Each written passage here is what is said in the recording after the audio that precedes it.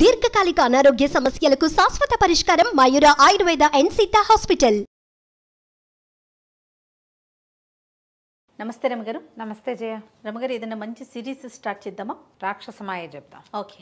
ఒకనాటి మధ్యాహ్నమట విశాలపురం అనే ఊళ్ళోకి ఒక రాజకుమారుడు లాంటి ఒక అబ్బాయి వచ్చాడు, ఒక కుర్రాడు వచ్చాడు. గుర్రం వేసుకుని వస్తున్నాడు. దాదాపుగా మధ్యాహ్నం అవుతోంది. నగరంలోకి ప్రవేశిస్తే పిట్ట పురుగు లేదు ఎక్కడ. కుక్క, పిల్లి, పంది లాంటి సాధారణ జంతువులు కూడా లేవు. తలుపులు వేసేసి ఉన్నాయి. నిర్మానుష్యంగా ఉన్నాయి రోడ్లు. చిన్న ఎలికి కూడా కనిపించేలాగా కనిపించట్లా. ఊరంతా తిరిగాడు, అంతా నిశ్శబ్దం. ఈయనకి ఏం డౌట్ వచ్చింది? ఎవరైనా సిద్ధుడు పగటిపూట ఇలా నిశ్శబ్దంగా ఉండాలని శాసించాడా? లేకపోతే పూర్వం కాశీ మజిలీ కథలోలాగా రాత్రిని పగలు పగటి రాత్రి చేసేందుకు ఏదైనా తెలివిగా చేస్తున్నారా? ఒక్క మనిషి లేడు. ఇదేమిటి? కొట్లన్నీ మూసేసి ఉన్నాయి. తిండి తిప్పలు దొరికే మార్గం లేదు. మంచినీళ్ళు కూడా లేవు ఎక్కడ. మామూలుగా ఈ బజార్ల వీధుల్లో పెద్ద పెద్ద కుండలతో చల్లటి నీళ్లు పెడతారు, ఆ రోజుల్లో పద్ధతి. ఏవో ఉన్నాయి, ఏవీ లేవు అక్కడ. ఏవో బావులున్నాయి, చేదలున్నాయి, అంతే. మనుషులు లేరు. కొన్ని విపణి వీధుల్లో కుండబెట్టి పక్కన ఒక గ్లాసు ఒకడు నీళ్లు పోయటానికి ఒక మనిషి ఉంటాడు ప్రత్యేకంగా, పాదచారులకు వీలుగా. మనిషి అన్నవాడు లేడు. తిరుగుతూ అటు ఇటు తిరిగి మొత్తానికి రాజుగారి ప్రాసాదం వైపుకి వచ్చాడు, రాజమందిరం వైపుకి. రాజమందిరం తలుపులు కూడా వేసేసి ఉన్నాయి. ఆ రోడ్డు మీద అటు ఇటు తిరిగాడు. మందిరం వైపుకి పరిశీలనగా చూస్తే ఆ మందిరపు గోడ మీద ఒక అందమైన అమ్మాయి బొమ్మ ఫోటో ఒకటి పెట్టుంది. దగ్గరికి పోయాడు. దగ్గరికి వెళ్తే అక్కడ చూస్తే అమ్మాయి ఉంది. ఎంత బాగుందో! ఏ 18 ఏళ్ళు 19 ఏళ్ళు ఉంటాయి. మహాద్భుత సౌందర్యవతి. రాకుమార్తెల్లే తెలుస్తోంది నగలు గిగలు చూస్తే. ఈ ఫోటో ఇట్లా బయట ఎందుకు పెట్టుకున్నారు? రాకుమార్తెలు అంతఃపుర కన్యలు కదా. దాని పక్కన ఏదో ప్రకటన కనపడింది. ప్రకటన చదివాడు. ఏం రాశారు? మహాశైలి విశాలపుర సామ్రాజ్యంలో ఉన్న నగర పౌరులందరికీ ఒక హెచ్చరిక. ప్రతిరోజు మధ్యాహ్నం ఒక రాక్షసుడు ఇక్కడ ఊళ్ళోకి వచ్చి కనపడిన వాళ్ళని జంతుజాలంతో సహా విరుచుకు తినేస్తున్నాడు. కాబట్టి పగటిపూట ఎవ్వరూ నగర ప్రజలు బయటికి రాకుండా ఉండవలసింది. వచ్చారా మీ ప్రాణాలకి మా పూచి లేదు. మీ జంతువులను కూడా లోపల కట్టేసుకోండి. తలుపులు బిగించి ఉంటే రాక్షసుడు తలుపులు కొట్టి అఘాయిత్యానికి పాల్పడ్డు. ఓహో. కనపడిన వాళ్ళని విరుచుకు తింటాడు, అంతే. మీ జాగ్రత్తల్లో మీరుండి ఉండండి, అంతకంటే మేమేమీ చేయలేము సహాయం. కింద ఇంకో ప్రకటన ఉంది. ఎవరైనా ఈ నగరానికి వచ్చేటువంటి రాక్షసుని సంహరించిన వాడు ఎవడైనా ఒక మహానుభావుడు ఉంటే ఆ మహావీరుడికి రాజకుమార్తె, విశాలపుర రాజకుమార్తె, చదువుల తల్లి సుహాసినినిచ్చి వివాహం చేస్తాం. బాగుందిగా. అదృష్టవంతుడు సాహసోపేత వ్యక్తి ఎవడైనా సాహసవంతుడు ఉంటే ప్రయత్నం చేయవలసింది. ఇట్లు విశాలపుర సామ్రాజ్య ముఖ్యమంత్రి మతిమంతుడు అని రాయబడింది. మతిమంతుడు. మతిమంతుడు ఐడియా చాలా బాగుంది. అమ్మాయి చూస్తే మన్మోహకంగా ఉంది. ప్రకటన చూస్తే ఉత్సాహభరితంగా ఉంది. రాక్షసుడు అంతే కదా, చూద్దామనుకున్నాడు. కుర్రాడు వచ్చే మనవాడు ఉన్నాడు కదా, మంచి బ్రహ్మాండమైన గుర్రం, బలిష్టంగా ఉన్న గుర్రం మీద 6 అడుగుల పైన ఉన్నటువంటి సమున్నతాకారుడు. చక్కగా కత్తి, దానికి ఒక బల్లెం గిల్లెం తగిలించుంది గుర్రానికి. కత్తి బ్రహ్మాండంగా కనపడుతోంది. బట్టలు గిట్టలు బాగున్నాయి. హ్యాండ్సమ్గా ఉన్నాడు కుర్రాడు. సరే, ఇతను ఏం చేశాడు చూద్దాం అనుకున్నాడు. పైకెత్తి తలకాయ పైకెత్తి చూస్తే సూర్యుడు మధ్యాహ్నం తిన్న మార్తాండు కనపడుతున్నాడు. మధ్యాహ్నం వేళ వస్తాడు రాక్షసుడు అని రాసింది. సో మధ్యాహ్నం వస్తాడు. ఇక వచ్చే వేళ అయ్యింది. ఊరంతా తిరిగి ఇటు రాకుండా ఎందుకుంటాడు చూద్దామని అటు ఇటు చూస్తే ఆ సందులో ఒక పక్కకి, ఆ మెయిన్ రోడ్డు మీద ఒక పక్కకి పెద్ద వేప చెట్టు, బాగా నీడగా ఉంది. మంచి ఎండ కాలుతోంది. మనవాడి గుర్రం వేసుకుని నీళ్లు కూడా లేవు, ఎండలో నుంచుంటేట పోయి వెళ్ళి చెట్టు కింద ఒక పక్కగా నిలబడ్డాడు. ఒక పావుగంట అయ్యేసరికి దబా దబా దబా అడుగుల శబ్దం వినపడుతోంది. నిశ్శబ్దంగా ఉంటే మామూలుగా నడిచినా వినపడుతుంది. అవును. ఇప్పుడు వచ్చేవాడు ఏ 10 అడుగులో 12 అడుగులో ఉన్నాడు అనుకో, వాడి నడక శబ్దం సహజంగానే వినిపిస్తుంది. ముందు దూరంగా వినపడింది, పక్క రోడ్లలో వినపడుతున్నట్టుంది. తర్వాత తనున్న రోడ్డు వైపుకే శబ్దం వినిపించడం మొదలుపెట్టింది. ఈ పక్కన చుట్టుపక్కగా నుంచున్నవాడు రోడ్డు మీదకి వచ్చాడు. వచ్చేసరికి దూరంగా ఒక పెద్ద ఆకారము, నల్లగా జీబుగా జుట్టు, పెద్ద పెద్ద కళ్ళు అంత దూరానికే కనపడుతున్నాయి. నోటి పక్కన పొడుచుకొస్తున్నట్టుగా ఉన్నటువంటి కూరలు, ఒక చిన్న రాతి గద లాంటిది ఏదో ఒకటి పట్టుకుని వస్తుండేసరికి గుర్రం దాన్ని చూడంగానే సకిలించి ఎప్పుడైతే గుర్రపు సకిలింపు విన్నాడో వాడు పెద్దగా అరిచాడు, ఎవడో మానవుడు, ఆహారం కనపడింది అని అరిచేసరికి ఆ గుర్రం ఆ శబ్దానికి చెవులు బద్దలైపోయినాయి. అది తొట్టుపడిపోయి ముందుకు పడబోయినంత పనిచేసి ఎటాకొట్ట నుంచి శబ్దం వింటే ఒకేసారి అంత నిశ్శబ్దంలో పెద్ద శబ్దం వినిపిస్తే అలాగే ఉంటుంది కదా. అక్కడి నుంచి రాక్షసుడు గబగబా నడవటం మొదలుపెట్టాడు. ఇన్ని రోజులకి ఈ ఊళ్ళో ఆహారం కనపడింది, మనిషి కింద గుర్రం అంటూ వస్తున్నాడు. వస్తుండేసరికల్లా కుర్రాడు ఏం చేశాడు, ఇక గుర్రాన్ని కాళ్ళతోటి సౌంజ్యం చేశాడు, పరిగెత్తమని. అది ఒకటే పరుగు తీసింది. ముందు లిక్కిపడింది కానీ తర్వాత దానికి అర్థమైంది మన వచ్చేవాడు ఎవడో. ఈ రాక్షసుడు గబగబా వస్తున్నాడు, నడకే అతను. మనవాడు గుర్రం మీద ఒక్క పరుగును వెళ్ళి ఈ గుర్రం ఏం చేసింది, ఇంత ఎత్తును లేచి ముందు కాళ్ళతోటి ఆ రాక్షసుడి పొట్ట మీద ఒక్క తన్నుదని. తనట సడన్గా ఏదైనా మీదకి వస్తే ఎవరైనా ఉలిక్కి పడతారు, మరి రాక్షసుడైనా కూడా. అతను కొద్దిగా సర్దుకునే లోపల ఈ గుర్రం ఇంత ఎత్తున లేచింది కదా, ఆ గుర్రం పైభాగానికి చేరిపోయాడు. కూర్చున్న కుర్రాడు గుర్రం మీద నిలబడ్డాడు. నిలబడటం ఏంటి, ఆ కుడి చేతితో చిన్న రాతి గద పట్టుకున్నాడు కదా, కుడి చేతి మీద కొట్టేశాడు కత్తితోటి. కొట్టేశారు కల్లా చేయి తెగి పడిపోయింది ఒక్క దెబ్బకి. గట్టిగా అరిచాడు రాక్షసుడు. ఈ గుర్రం మళ్ళీ ఓసారి కింద పడినంత చేసి మళ్ళీ నుంచుంది. భయం వేసేస్తోంది దానికి, కానీ పని చేయటం మాంటలేదు. అక్కడి నుంచి రాక్షసుడు ఏదో మంత్రం చదివాడు. ఎడం చేతిలోకి ఒక కత్తి వచ్చింది, పెద్ద రంపంలాగా ఉంది. ఆ రంపం లాంటి కత్తితోటి కుర్రాడి మీద పడిపోయాడు. వీడు ఇంకో పక్క నుంచి పరిగెత్తుకుంటూ వెళ్ళి ఇప్పుడు ఎడని కూర్చొని తెగిపోయింది కదా, తెగిపోయిన వైపు వెళ్తే వీడు ఇంత రాక్షసుడు ఇంత పెద్ద వాళ్ళని చాలా లావుగా ఉన్నాడు. వాడంతటి వాడు ఎక్కడ తిరుగుతాడు, ఆ పక్కకి వెళ్ళి అట్టించి వెనకాల నుంచి వచ్చి గుర్రాన్ని మళ్ళీ ప్రేరేపించి ఎగిరేలాగా ఎడం చేయి కొట్టేశాడు. రాక్షసుడు పెద్ద పెద్దగా బొబ్బలు పెడుతూ మింగడానికి వాడు దాదాపుగా 10 అడుగుల పైన ఉన్నాడు, కుర్రాడు 6 అడుగులే ఉన్నాడు. నోరు తెరుచుకుని మీద పడిపోయాడు. వీడేం చేశాడు, మొహం మీదకేసి కొట్టేశాడు. 5-6 దెబ్బలతోటి పడిపోయాడు రాక్షసుడు. సరిగ్గా ఈ రాక్షసుడు పడిపోయాడు. మన కుర్రాడు అటు ఇటు చూసే లోపల అక్కడికి కొంచెం దూరంగా, ఇది పెద్ద దారి, రాజుగారి మందిరం ఎదురుగుండా దారులు సన్నగా ఉండవు కదా, రోడ్డుకి ఆపోజిట్లో ఒక పాతకాలపు పెంకుటింట్లోంచి ఒక కుర్రాడు పరిగెత్తుకుంటూ వచ్చాడు. ఒక బ్రాహ్మణ అబ్బాయి, ఎత్తు పొట్ట, పానపొజ్జ, గుండ్రంగా తలకాయ, చిన్న పిలక, కుండలాలు, పళ్ళు ఎగిడి దిగిడిగా ఉన్నవాడు. అబ్బో మీరు ఎంత అద్భుతమైన పని చేశారు అన్నయ్య గారు, మీరు చాలా మహానుభావులు అని పరిగెత్తుకుంటూ వచ్చాడు. వచ్చేసరికి ఇతను ఆశ్చర్యపడి, పిట్ట పురుగు లేదు, రాక్షసుడు అరిచినా వాడితో ముందు పొలికేకలు పెట్టాడు, అప్పుడు ఎవడు రాలా, సావు కేకలు పెట్టినా ఎవరు రాలా, సడన్గా వీడెవడో రోడ్డు మీదకి ఎట్టా వచ్చాడు. ఆశ్చర్యపోయాడు. ఎవరు ఏమిటి నువ్వు అని అడిగాడు. అడిగేసరికల్లా మా ఇల్లు ఇక్కడేనండి, నా పేరు దద్దోజన శాస్త్రి, నన్ను శాస్త్రి అంటారు అందరూ. నేను మా అక్కయ్య మా ఇంటి కిటికీల నుంచి చూస్తూనేమో రాక్షసుడు వచ్చిన దగ్గర నుంచి మీరు ఏం చేశారు, అబ్బో మీకు భలే బలం ఉందండి, ఇకనేమి మీరు మా కాబోయే రాజు, ఇప్పుడు ఎవ్వరూ తలుపులు తీయరు, రాజమార్గం కోట కూడా తలుపులు తీయబడవు, రండి మా అక్కయ్య మిమ్మల్ని పిలుచుకురమ్మంది, మా ఇంటికి వెళ్దాం, కాస్త అన్నం తిని విశ్రాంతి తీసుకుందరు, కానీ రేపు అది సాయంకాలానికి మీరు కోటలోకి వెళ్ళొచ్చు, అన్నయ్య గారు రండి నన్ను మీ తమ్ముడుగా భావించండి అని చెప్పి ఓహో మాట్లాడాడు. కుర్రాడు అప్పుడు సరే అక్కడి నుంచి అడిగాడు, నువ్వెవరు ఏమిటి, మీరు ఎక్కడ ఏ ఊరు నుంచి వచ్చారండి అని అడిగితే, నా పేరు జయంతసేనుడు, ఇక్కడికి బాగా దూరంలో ఉన్న మార్తాండపురపు రాజకుమారుడు నేను, ఊరికే అలా బయలుదేరాను, అన్ని ఊళ్ళు ప్రపంచం తెలుసుకోవాలని. ఈ ఊళ్ళోకి వచ్చేసరికల్లా ప్రకటన కనపడింది, నా పని నేను చేశాను అన్నాడు. సరే రండి మా ఇంటికి రండి అని ఓ పాతకాలపు పెంకుటింట్లోకి తీసుకెళ్ళిపోయాడు. లోపలికి వెళ్ళిపోయాడు. అయింది సాయంకాలం అయ్యేసరికి జనాలంతా తలుపులు తీసుకుని బయటికి రావడం మొదలుపెట్టారు. చీకటి పడేసరికి అయిపోతుంది, ఇంకా రాక్షసుడు గోల్లేదు. జనాలంతా తిరుగుతున్నారు. కొంతమంది రాచబాట వైపు కూడా వచ్చారు. ఆ రాచబాట వైపుకు వచ్చిన వాళ్ళకి కనపడింది రాచబాట అంతా నెత్తుటిమయం, మాంసం పోగులు తరిగి పెట్టినట్టుగా మాంసం పోగులు ఉన్నాయి. ఈ రాజుగారి కోట ముందు దద్దోజన శాస్త్రి గారు ఒక కత్తి భుజం మీద పెట్టుకుని అటు ఇటు తిరుగుతూ కనపడుతున్నాడు. ఏమిట్రా ఈ నెత్తుటిమయంగా ఉంది, ఇంత మాంసం ఉంది ఏంటి అని కంగారు పడుతూ పరిగెత్తుకు దగ్గరకు వచ్చి, వీడెవడు మన దద్దోజన శాస్త్రాలు ఉన్నాడు, ఏమిటో శాస్త్రి ఈ వేషం ఏమిటి, నీ భుజం మీద కత్తి ఏమిటి, ఒళ్ళంతా నెత్తురు ఏమిటి అడిగేసరిగా ఏమో ఎంటవా నన్ను అని వీడి దద్దోజన శాస్త్రి తిట్టడం మొదలుపెట్టాడు. రాక్షస సంహారం చేశాను, ఓహో ఇంత సంహారం చేసిన వాడి ఒంటి మీద నెత్తురు పడదా, రేపటి నుంచి ఈ రాజ్యానికి రాజుని, ఏమో ఏరో అంటే కుదరదు, తల తరిగించేస్తా అనేసరికి జనాలకు అర్థం కాల. అదేమో రాక్షసుడి శరీరంలాగా కనపడుతోంది. వీడు చూసారా సన్నగా ఓ 5'6" 5'4" ఉంటాడు.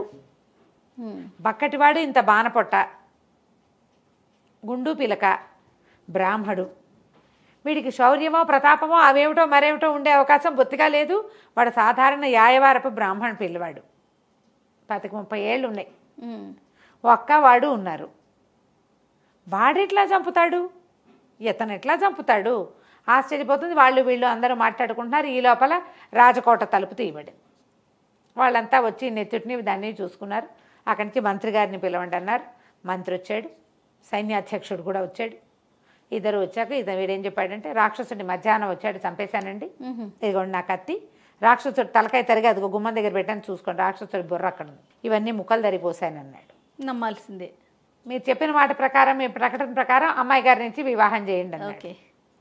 వీళ్ళు నిర్ఘాంతపోయారు. వీడి అవతారం చూస్తే వీడేమో ఇలా ఉన్నాడు, వీడికి ఓ అంటే డమ్ రాదు. వీడి తండ్రి పండితుడే, ఆయన ఏనాడో కాలం చేశాడు.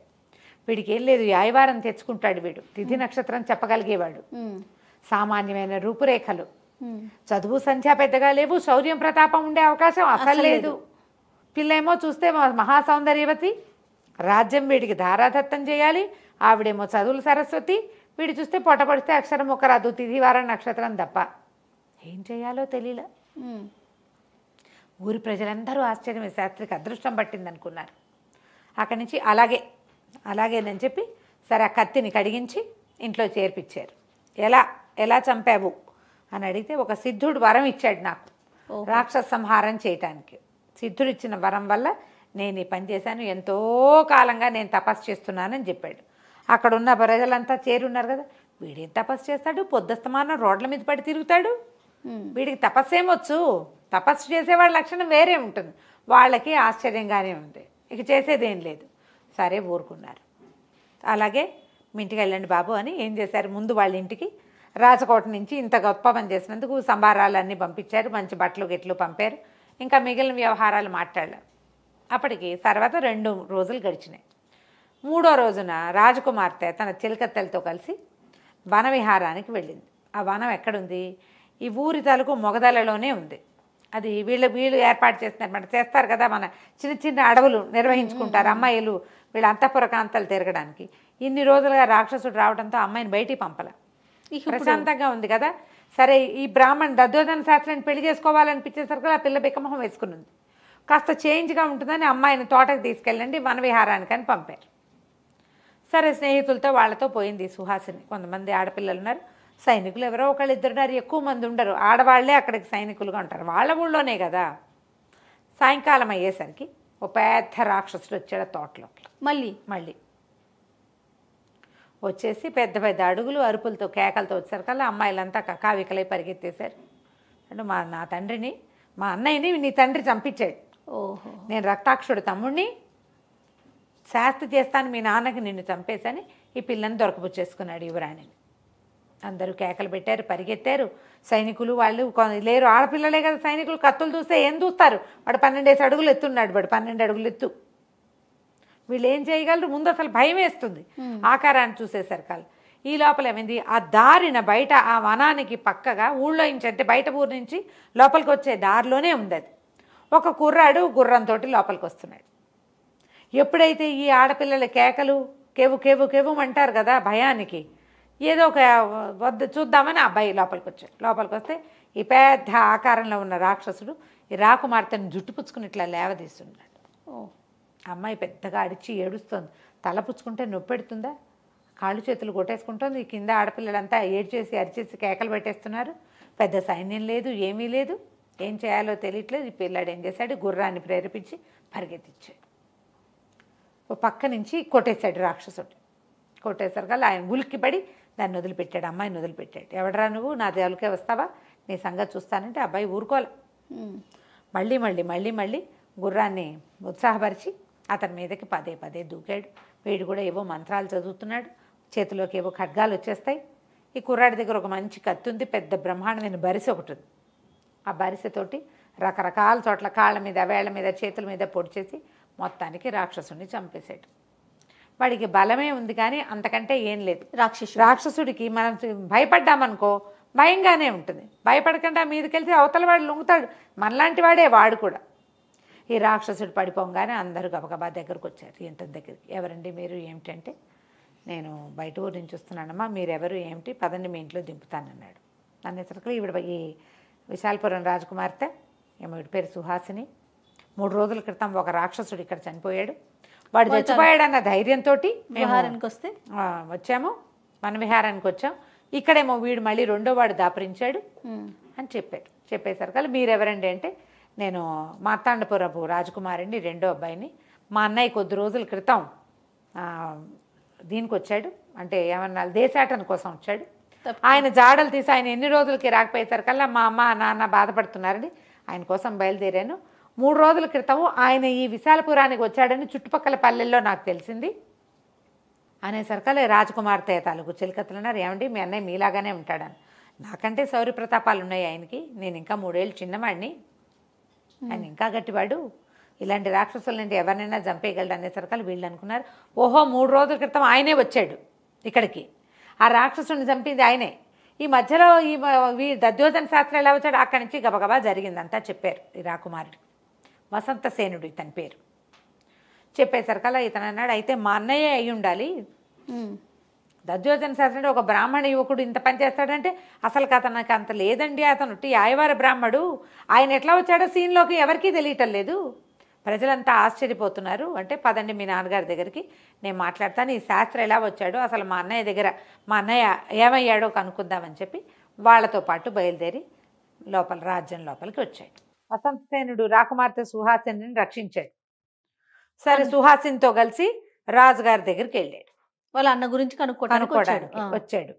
ఫలానా ఫలానా నేను ఇట్లా వచ్చాను, మా అన్నయ్య ఈ ఊళ్ళోకి వచ్చాడని తెలిసింది, ఇప్పుడు నేను ఒక రాక్షసుని చంపాను, వాడు అన్నయ్యని బహుశా మా అన్నయ్య చంపుండొచ్చు, మీరు వీళ్ళేమో ఎవరో దద్దోజన శాస్త్రి గురించి చెప్తున్నారు, వాళ్ళ సంగతి ఏంటో కనుక్కుందాం అనుకున్నారు. సరే ఈ లోపల అక్కడేమైంది, ఈ దద్దోజన శాస్త్రి వాళ్ళ అక్క ఇద్దరు మాట్లాడుకుంటున్నారు వాళ్ళ ఇంట్లో. ఏమి అక్క నేను రాజుని అయిపోతానన్నావు, 3 రోజులైంది, వాళ్ళు ఏమి మాట్లాడటలేదు అంటే, వాళ్ళే మాట్లాడతారా, మాట ఎందుకు పోగొట్టుకుంటారు, పబ్లిక్గా ప్రకటన ఇచ్చారు అంతేగా, వీడిని చంపిన వాడికి రాకుమార్తెని ఇస్తాము అని. ప్రజలు గడ్డి పెట్టరు, ప్రజలకు నమ్మకం పోతుంది, వాళ్ళకి ఇష్టమున్నా లేకపోయినా నువ్వే రాజురా, నువ్వేం కంగారు పడక అంటోంది వాళ్ళక్క. సరే రాజుగారు మతిమంతుడు, మంత్రి గారు, మన వసంతసేనుడు, ఒక 5-6 సైనికులు, దండనాయకుడు, సైన్యాధ్యక్షుడు, మొత్తం గుంపంతా పోయి వాళ్ళ తలుపు కొట్టారు. వాళ్ళని చూసి ఆశ్చర్యపోయారు. వీళ్ళిద్దరు అక్క తమ్ముడు తెల్లబోయారు. సరే రండి రండి అన్నారు. రండి బాబు అని ఆవిడ లోపలికి పిలిచింది. ఒక పేద సామాన్య సింపుల్ పెంకుటిల్. మొత్తం వీళ్ళంతా వెళ్ళేసరికి, సరే రండి, ఏమిటి మీరు ఇంకా చెప్పలేదు, పెళ్ళికి ముహూర్తం పెట్టించుకొచ్చారా అని అడుగుతున్నాడు శాస్త్రి. అడుగుతుంటే, ముహూర్తం సంగతి సరేలేబోయ్, ఈ రాక్షసుని చంపానన్నావు కదా, ఎలా చంపావు, నీకు ఆ శక్తి ఎలా వచ్చింది, నీకేమైనా వీరోచిత విద్యలు అవి వచ్చా అని అడిగితే వాళ్ళ అక్కంది, విద్యలకేముంది బాబు, అలా ఏం లేదు, ఒక సిద్ధుడు ఒక ఆయన మా తమ్ముడు యందు అనుగ్రహంతో, భగవంతుడి కృప వల్ల మాకు ఒక అనుగ్రహించాడు ఈ మాట, నువ్వు ఒక రాక్షసుని చంపగలవు అని మా తమ్ముడికి చెప్పాడు. ఆ రోజు పొద్దునే సిద్ధి పొందాడు మా తమ్ముడు. ఆ ధైర్యంతో రాక్షసుని ఎదుర్కొన్నాడు. మరి రాక్షసుని సంహరించాడు, ముక్కలుగా తరిగిపోసాడు, తల కూడా మీకు నీ లెక్క ప్రకారం చూపించాడు కదా, మీరు కూడా మీ మాట నిలబెట్టుకుంటే బాగుంటుంది బాబు అన్నది. దాందేముందమ్మా, మాట నిలబెట్టుకుంటాం. సరే సిద్ధుడు, సరే ఈ దేంతో ఈ సిద్ధుడిని ఈ రాక్షసుని సంహరించారు అంటే, కత్తితోటే అన్నాడు. ఏదా కత్తి అని అడిగారు వీళ్ళు. కత్తి తేగానే వసంతసేనుడు చూసేసాడు. ఆ కత్తి చూడంగానే, ఇదేమిటి, ఇది మా అన్నయ్యది, ఈ కత్తి ఎక్కడి నుంచి వచ్చింది అనేసరికి, ఈ కత్తి నాదేనా, నీదెట్లా అవుతుంది, ఇది మా అన్నయ్య కత్తి, మార్తాండపురంలో ఒక ప్రత్యేకంగా ఉక్కుతోటి చేస్తారు దీన్ని, మా ఊళ్ళో చేయించుకునే కత్తులు, మా అన్నయ్యకి యువరాజు పట్టాభిషేకం రోజున మా నాన్నగారు బహుకరించారు, ఈ రత్నాల పిడి కూడా మాదే, ఈ రత్నాల పనితనం కూడా మార్తాండపురందే అని గట్టిగా చెప్పు, నిజం చెప్పు, మా అన్నయ్యని ఏం చేసావన్నాడు. గట్టిగా అనేసరికల్లా దొడ్లో వెనకాల నుంచి గుర్రపు సకిలింత ఒకటి వినపడింది. ఇతని గొంతు వినేసరికల్లా, ఏమిటి గుర్రపు గొంతులో వినిపిస్తుంది, మీకు గుర్రాలు ఉన్నాయా అని అడిగాడు మంత్రి గారు. అడిగితే, గుర్రం కాదండి, అది గేదెర్చింది అన్నాడు శాస్త్రి. ఏమిటి, మీ ఇంట్లో గేదెలు కూడా గుర్రాలాగా సకిలిస్తాయా బాబా, అటు వెళ్ళి చూసిరండి అన్నారు. అనేసరికల్లా ఈ అబ్బాయి ఇలా వెళ్ళంగానే అక్కడ వెనకాలకు దొడ్లో కట్టేస్తున్న గుర్రం పెద్దగా సకిలించి కథం దొక్కటం మొదలుపెట్టి ఇతను పరిగెత్తాడు. వసంతసేనుడు దాన్ని కావలించుకున్నాడు. వెళ్ళి అన్న ఏడి కళ్యాణి అంటూ కావలించుకునేసరికి అది కంట్లోంచి నీళ్ళు వచ్చేస్తున్నాయి దానికి, గుర్రానికి. గట్టిగా చెప్పాడు, "ఇది మా అన్నయ్య గుర్రం, పంచకళ్యాణి, మామూలు గుర్రం కాదు. కావాలంటే దీన్ని ఇవి చూడండి, చూస్తే దానికి పంచకళ్యాణికి ఒక ప్రత్యేక లక్షణాలు ఉంటాయి. అది రాజుగారుల దగ్గర ఉంటే గుర్రం, బ్రాహ్మడి ఇంట్లో ఎక్కడి నుంచి వస్తుంది?" అక్కడి నుంచి గట్టిగా పట్టేశారు. "నిజం చెప్పు, ఈ గుర్రం ఎక్కడిది, నీకు ఈ కత్తి ఎక్కడిది, ఏం చేసావు జయంతసేనుణ్ణి?" బెదిరించేసరికల్లా వీడిని చేశాడు, "చంపేశాను" అన్నాడు. అనగానే నిర్కాంతిపోయారు. ఈ వసంతసేనుడు ఏం చేశాడు, సర్రని దూశాడు కత్తి. "నువ్వు మా అన్నయ్యలో సగం లేవు, ఆయన ఎట్లా చంపుతావు? నువ్వు హతమార్చడం ఏంటి మా అన్నయ్యని? ఒక రాక్షసుని చంపగలిగేవాడు బడుగు బాపడి చేతిలో ఎందుకు చచ్చిపోతాడు మా అన్నయ్య? ఏదో చేశారు వీళ్ళు" అని చెప్పేసి ఆ కత్తి పుచ్చుకుని అక్క తమ్ముళ్ళ మీదకి వచ్చేసాడు. ఈ సైన్యాధ్యక్షుడు, దండనాయకుడు అందరు గట్టిగా పట్టుకున్నారు. "బాబు, విషయం తెలియనివ్వండి, అసలు ఇక్కడ ఏం జరిగిందో మనకు అర్థం కావాలని." ఆపేశారు కల్లా ఆపేసి సైన్యాధ్యక్షుడు 2 లెంపకాయలు కొట్టాడు.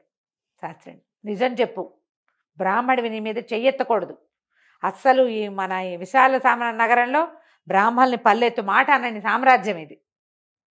నువ్వు దెబ్బలు కొట్టించే స్థితికి తెచ్చావు మమ్మల్ని. పరాయి రాజ్యం నుంచి వచ్చిన ఒక రాకుమారుడు మాయమవటానికి మీద నీ చెయ్యి ఉందని మాకు అనిపిస్తోంది. మీ తండ్రి గారు ఎంతో గొప్పగా బతికిన వ్యక్తి, నువ్వు ఇట్లాంటి పని చేసావు. ఏం చేసావో చెప్పంటే వల్ల ఎడుతో నేనేం చేయలేదు, అంతా మా అక్కయ్యే చేసింది" అన్నాడు.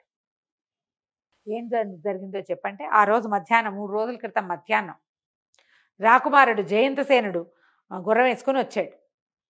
మా వెనకాల సందులో తిరిగాడు. నేను పెరట్లో కాళ్ళు కడుక్కోవటానికి వెళ్ళినప్పుడే చూశాను. మళ్ళీ నేను వాకిలి వైపుకి వచ్చేసరికల్లా వాకిలిలో అతను గుర్రం మీద వెళ్తున్నట్టు గిట్టల చప్పుడు వినపడింది. మా అక్కయ్య నేను ఇద్దరం చూస్తూనే ఉన్నాం. మధ్యాహ్నానికి రాక్షసుడు వచ్చాడు. జయంతసేనుడు రాక్షసుడు హోరాహోరీ యుద్ధం చేశారు. జయంతసేనుడు రాక్షసుడిని చంపేశాడు. అయితే మేము తప్ప ఎవ్వరూ చూడలేదు ఈ విషయాన్ని. ఏ ఇంటి వాళ్ళకి దీన్ని చూడగలిగే అవకాశం లేదు.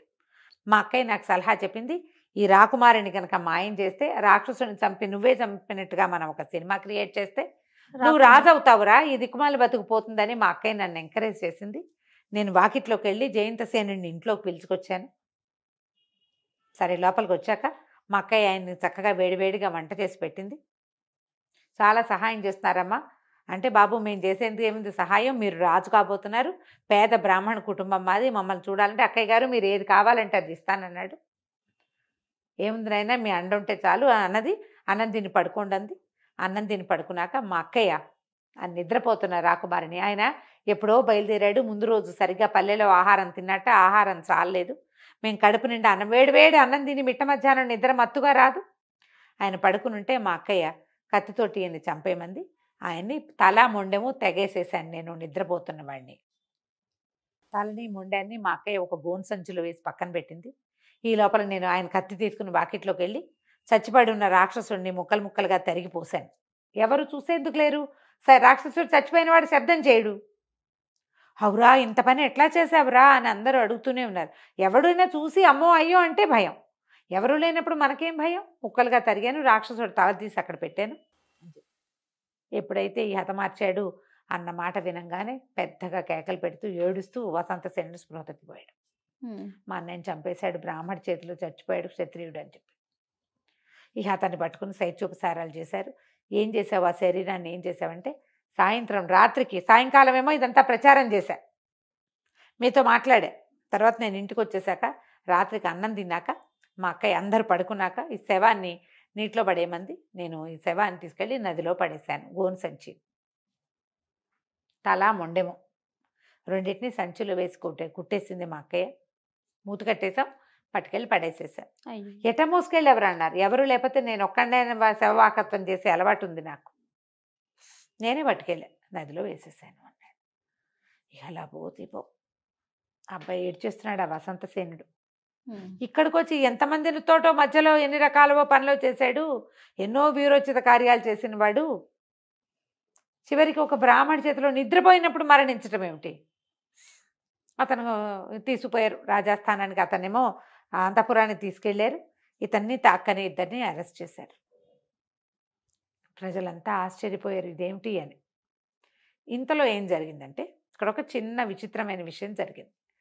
వీడేం చేశాడు, విఘ్నేష్ మన దద్దోజన శాస్త్రి మెడ నరికారు. ముక్కా చెక్క ఏమీ చేయలే. తల మెడ మొండం వేరు చేశారు. తలని మొండాన్ని ఒకే సంచిలో వేసి కుట్టేసి నదిలో పడేశారు. ఆ నది అలా పోతూ ఉంటుంది. అది పోతూ పోతూ పోతూ పోతూ ఎక్కడికో వెళ్ళింది. వెళ్తే ఈ దారిలో ఏంటంటే నది అంత ఇది వర్షాకాలం కాదు, ఇది కొంచెం కొన్ని చోట్ల పలచబడుతుంది కదా, అక్కడక్కడ కొన్ని పాయలుగా విడిపోయింది. ఆ విడిపోయి అది ఒక చిన్న ఏరులాగా అయ్యి ఆ ఏరు వైపుకి ఒక కొంత అడవిలో వైపుకి ప్రయాణం చేసింది. 2 రోజులు పట్టింది. ఆ శరీరం కుళ్ళిపోయినట్టు నానిపోయింది నీళ్లలో. ఆ రోజు రాత్రి వేసాడా, మర్నాడు రాత్రికే నానిపోదు బాడీ. ఈ నానిన శరీరం ఏమైంది, ఒక పొదరింటికి చిక్కుకుంది. తాడు ఏదో పట్టుకుని అది ముళ్ళ లాంటివి పట్టుకుని తాడు విడిపోయింది. తల మొండెము 2 సెపరేట్గా బయటకు వచ్చేసినాయి ఆ సంచిలోంచి. ఎప్పుడైతే బయటకు వచ్చిందో లేచి నిలబడ్డాడు జయంతసేనుడు. ఇదేంటి, నేను ఇక్కడ ఉన్నాను అని చూసుకున్నాడు అటు ఇటు. అసలు అతనికి అర్థం కాల ఏం జరిగిందో. ఆ పొదరింట్లో నిలబడి ఉన్నాడు జయంతసేనుడు. ఓహోహో, ఇక్కడికి ఎట్లా వచ్చాను, ఏం జరిగింది అని ఆలోచిస్తే ఆ రోజు మధ్యాహ్నం 3 రోజుల క్రితం, 2 రోజుల క్రితమో, ఒక రోజు అయిపోయింది తెలుస్తోంది. అది ఆ రోజు కాదు. రాక్షసుని చంపాం. దద్దోజన శాస్త్రి వచ్చాడు, వాళ్ళ ఇంటికి తీసుకుపోయాడు. అన్నం పెట్టారు, తిన్నాను, పడుకున్నాక ఆవిడేదో మాట్లాడుతుంటే నిద్రపోయాను. అయితే ఏమైంది, మంచానికి తగిలినట్టుగా శబ్దం వచ్చింది ఏదో. మెలకు వచ్చి చూస్తే దద్దోజన శాస్త్రి కత్తి పుచ్చుకుని ఎదురుగుండా నిలబడి ఉన్నాడు. ఏమిట్రా నువ్వు అంటే, వాళ్ళ అక్కయ్య చేతులు పట్టేసుకుంది, వాడు తన మెడ మీద కత్తి వేసినదే గుర్తుంది. తర్వాత తను ఇక్కడికి వచ్చాడు. అంటే వాళ్ళు నన్ను చంపేశారా? ఇది అటు ఇటు చూస్తే అంతా అడవిలాగా ఉంది, నీళ్లు అడవి కనపడుతున్నాయి. తనేమో బట్టలు గిట్టలు తను మామూలుగానే ఉన్నాడు, గుర్రం గిర్రం లేదు, కత్తి లేదు, ఏం లేదు. మెడ మీద చూసుకుంటే మెడ అతుక్కుని మామూలుగానే ఉంది. ఏం జరిగింది అని చూస్తూ ఉండగా ఇలా దూరం నుంచి ఒక ఎండ్రకాయ చచ్చిన ఇట్లా కొట్టుకొస్తుంది. చూస్తూనే ఉన్నాడు. ఆ ఎండ్రకాయ ఆ పొదరింటి వైపుకి వెళ్ళింది, టకటక గుణగుణ పాక్కుంటూ బయటకు వచ్చేసింది. ఓహో, ఆ పొదరింటి మహత్యం చూద్దాం అనుకున్నాడు. ఏం చేశాడు, ఆ వెళ్ళే ఒక ఎండ్రకాయ వెళ్తూ కనపడింది. దాన్ని ఒక రాయి పెట్టి టపిమ్మని వేశాడు, దాని మీద చచ్చిపోయింది. దాన్ని ఎత్తి ఆ పొదరింట్లో పడేశాడు.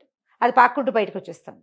ఓహో, అప్పుడు చూశాడు ఆ పొదరింట్లో ఒక ఇట్లా గుత్తంగా ఉన్నటువంటి ఒక చిన్న తీగ ఒకటి ఉంది, పొదలాంటిది. దాన్ని ముట్టుకుంటే ఇతనికి ఎంత బాగుందో అనిపించింది. బహుశా ఇదేదైనా సంజీవని మూలిక అయి ఉండాలి. అక్కడి నుంచి ఒక చీమని పట్టుకున్నాడు, దాన్ని కొట్టేశాడు, చచ్చిపోయింది. దాన్ని ఎత్తి ఆ పొద మీద పడేశాడు. అది మళ్ళీ లేచి పరిగెత్తుకొచ్చేసింది బయటికి. దీనివల్లే నన్ను వాడు ఏదో చేశాడు. శరీరం అంతా నీటికి నానిపోయినట్టుగా ఉంది. బతికేశాడు కానీ శరీరం మాత్రం బాగా ఒక పూట నీళ్ళలో నానితే అలా చల్లగా ఎలా ఉంటుంది అలా ఉంది. సరే ఏమనుకున్నాడో, తను ఎక్కడున్నాడో తెలియదు. అంతకుముందు ఏదో ఒక దారి ద్వారా తిరుగుతున్నాడు. ఓకే, ఎక్కడో మార్తాండపురం, అది ఎక్కడుందో, తను వెళ్ళిన విశాలపురం ఎక్కడుందో కూడా తెలియదు. సరే చూద్దాం అనుకుని ఏం చేశాడు, కానీ అక్కడి నుంచి బయలుదేరేటప్పుడు ఆ పొదలో చేయి పెట్టి ఇంత ముక్కని తుంపి ఆ వేరుని ఆ సంజీవనిని దట్టిలో పెట్టుకున్నాడు. ఓకే, బట్టలు నానిపోయినాయి కానీ కాసేపు దిగి నీళ్ళలోకి దిగి శుభ్రంగా స్నానం చేసి పంచె ఆరేసుకుని పై చొక్కా పిండుకొని మళ్ళీ వేసుకున్నాడు. ఆ పంచె కట్టుకున్నాడు. ఈ దట్టిలో ఈ సంజీవని మూలకి పెట్టుకుని నడవడం మొదలుపెట్టాడు. నడుస్తుంటే గుర్రపు గిట్టల శబ్దం వినపడింది. ఎవరో అమ్మాయి అరుస్తున్న కేకలు కూడా వినపడుతున్నాయి. రక్షించండి, కాపాడండి, ఎవరైనా ఉన్నారా, నన్ను రక్షించండి అని వినిపిస్తుంది. ఏదో జరుగుతోందని ఆ పక్కకి పరిగెత్తాడు. గుర్రపు గిట్టల శబ్దం వస్తున్న వైపు తీరా చూస్తే ఒక 25-30 మంది సైనికుల్లాగా ఉన్నారు. కానీ సైనికులు కాదు, వాళ్ళ దగ్గరికి వెళ్తే తెలిసింది వీళ్ళ బట్టలు అవి ఎలా ఉన్నాయంటే రాజదుస్తులు, సైనిక దుస్తులు దొంగల్లాగా కనపడుతున్నారు. అందరూ ఆజానుబాహులుగా ఉన్నారు. గుర్రాలు కూడా కొంచెం బలంగా ఉన్నాయి. ప్రతి వాళ్ళ దగ్గర బరిసెలు, కర్రలు ఉన్నాయి. అక్కడి నుంచి అడ్డం పరిగెత్తాడు. వాళ్ళకి పరిగెత్తే ఒక గుర్రం మీద అమ్మాయి కట్టేసి ఉంది, వెనకాల ఒకడు కూర్చుని ఉన్నాడు. పిల్ల చేతులు కట్టేశారు, మూతికి కూడా కట్టేశారు. ఆ పిల్ల అరుస్తుంటేనే వెనకాల నుంచి మూతికి గుడ్డ కట్టేస్తుంది.